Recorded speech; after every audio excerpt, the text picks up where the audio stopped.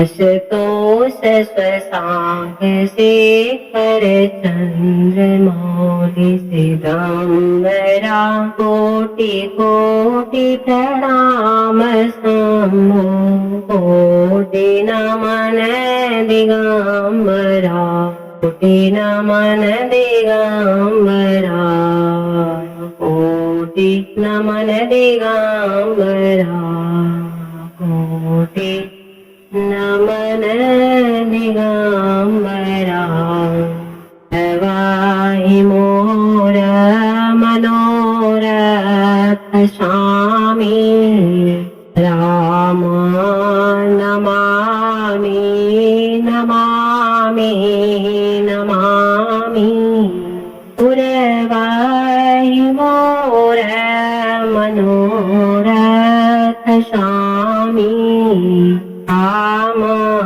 नमामि नमामि नमामि। आप सभी श्रोताओं का बहुत बहुत धन्यवाद। अपना प्यार और विश्वास इस चैनल के साथ हमेशा यूं ही बनाए रखना। रोजाना प्रस्तुत होने वाली कथाओं को लाइक करना और ज्यादा से ज्यादा शिव भक्तों में शेयर जरूर करना। आप सभी के मंगल जीवन की कामना करते हैं। नमः शिवाय। हर हर महादेव। भगवान शंकर ने ब्रह्मपुत्र सनत कुमार से कहा, अब मैं तुम्हें शनिवार व्रत की विधि और महात्म्य कहूँगा, तुम ध्यान लगाकर सुनो। श्रवण मास में शनिवार को 3 देवताओं श्री हनुमान, श्री नरसिंह तथा शनि की पूजा की जाती है। प्रथम मैं तुम्हें श्री हनुमान जी को प्रसन्न करने की विधि बताता हूँ।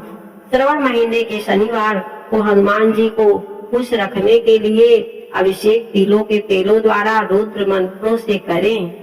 तेल मिश्रित सिंदूर उनके शरीर में लगाएं। जब अर्क तथा मदार की माला से पूजा करें। नैवेद्य के लिए उड़द का बड़ा तथा उच्चारों द्वारा पूजन करें। हनुमान जी के प्रीत्यर्थ 12 नामों का जाप करें। उनके 12 नाम इस प्रकार हैं: हनुमान, अंजनी पुत्र, वायुपुत्र, महाबली, रिमेष्ट, फाल्गुन, सखा, तिगांच, अभित विक्रम, अवधिक्रमण, सीता शोक विनाशक, लक्ष्मण प्राणवत्ता तथा 10 ग्रीवर्ध पाहा। जो सुबह उठकर इन 12 नामों का जाप करता है उस कष्ट की अनुभूति नहीं होती, संपूर्ण ऐश्वर्य प्राप्त हो जाता है। श्रवण मास में श्री हनुमान जी की शनिवार को आराधना करता है, उसका शरीर वज्र की भांति कठोर होकर मजबूत बन जाता है, तीव्र हो जाती है, उसके शत्रु निस्तेज हो जाते हैं, मित्रों की संख्या भी बढ़ जाती है। हनुमान जी के मंदिर में बैठकर जो व्यक्ति हनुमान कवच का 1 लाख पाठ करता है वह अणिमा आदि सिद्धियों का साधक हो जाता है। उसके दर्शन मात्र से यक्ष, राक्षस और बैताल आदि उसके सामने नहीं ठहर पाते। अब मैं तुम्हें भगवान नरसिंह की कथा व पूजन विधि बताता हूँ। दीवार पर या स्तंभ पर नरसिंह जी का चित्र बनाकर लक्ष्मी जी सहित हल्दी सहित चंदन, नीले या पीले फूलों द्वारा पूजन करना चाहिए। खिचड़ी और हाथी चक्र की सब्जी के नैवेद्य का भोग लगाना चाहिए। प्रसाद ग्रहण कर ब्राह्मण को भोजन कराना चाहिए। इसके बाद भगवान नरसिंह को तिल का तेल शुद्ध घी से स्नान कराना चाहिए। शनिवार के दिन स्वयं सब परिवार शरीर में तेल लगाकर नहाना चाहिए। दाल की खिचड़ी बनानी चाहिए, इससे भगवान नरसिंह खुश हो जाते हैं।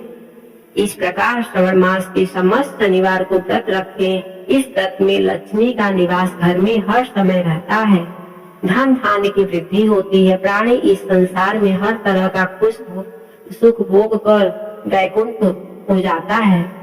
भगवान नरसिंह के वरदान तथा प्रसाद से उसकी चारों ओर कीर्ति फैलती है। अब मैं तुम्हें शनिदेव के व्रत की कथा एवं उसका महात्म्य बताता हूँ। श्रवण के समस्त शनिवार को शनि का व्रत करें। किसी लंगड़े ब्राह्मण या उसके न मिलने पर किसी अन्य ब्राह्मण को तिल का तेल लगाकर गर्म पानी से स्नान कराएं। इसके बाद नरसिंह व्रत खाने के अनुसार अन्न से उसे भोजन कराना चाहिए। शनि के तीर्थ तेल, लोहा, तिल, उड़द तथा काला कंबल धारण करें। अब मैं शनि देव के रूप रंग का वर्णन करता हूँ। शनि देव का श्याम वर्ण है, गति मंद है, कश्यप पुत्र है। शनि का जन्म सौराष्ट्र में हुआ है। ये सूर्य नारायण के पुत्र हैं। ये इंद्र नीलमणि तुल्य है। इन्होंने बाण, धनुष तथा त्रिशूल धारण कर रखा है। इनकी सवारी गिद्ध है। इनके यम अधिदेवता है। इनको कस्तूरी, अगरबत्ती, चंदन तथा गुगल और नैवेद्य में उड़द की खिचड़ी प्रिय है।